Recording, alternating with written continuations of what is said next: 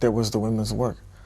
So the women, just got their designs from how the house was made, la lava, how everything was joined up and how the walls were made.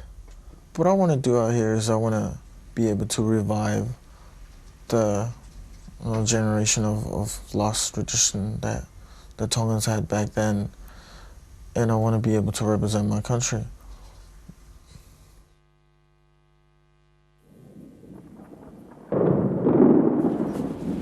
The Polynesian cultural meanings behind getting to tau can be very different to the social context that people have been tattooed in the Western world. In some islands, there's a continued association with tattooing and the underworld. I started the odd tattoo in the late 80s, and my aunties and uncles didn't really like it because of my appearance. People had to accept me for because I had long hair and tattoos, and some people just looked at me and just said, gang, gang, I think to the old people, it's still considered an evil thing. I guess they're flexible with guys getting it, but it's just not girls. Changes in tatau have also been seen in terms of who can get one. The taking on of tatau by those outside of the culture is something that remains a subject of debate in Pacific communities. A master Māori carver wanted to get a Samoan pe'a before he took up tattooing himself. We have been negotiating with Vern especially to try and bring about a revival of the tā moko, and because someone that intends to start the revival of the tā moko, he has to go through the pain and all that. It's important for anyone that does this sort of thing to go through it first, rather than just go about tapping away there and he doesn't feel how it feels from the other person's view.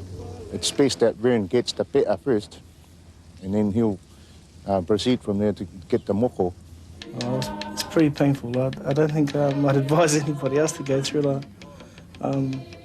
I think myself personally, I actually reached a pain barrier that I've never really had before. I've had broken bones and a lot of other things in the past, but nothing to match that.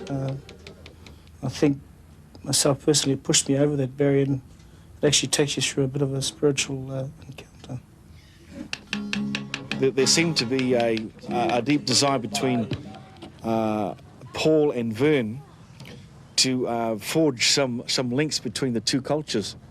And Vern being a kaiwhakairo, or a carver, and Paul being a tufunga or a tatau Samoa, they thought that through their skills that they might be able to forge something.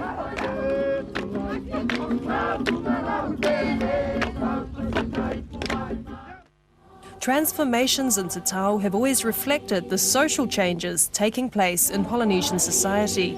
The coming of the pāpālangi, the sky piercers, had a significant impact on the ancient art form. Over the years, the newly embraced evangelism and colonial agendas suppressed many traditional practices and saw a demise of tatau in many islands. It was only in Samoa that the practice continued as a significant part of the social order. But there were also those who were more enamoured of island life and its societies.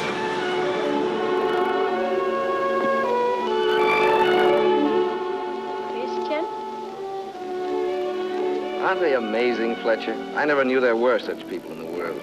They're simple and kind, and yet somehow they're royal.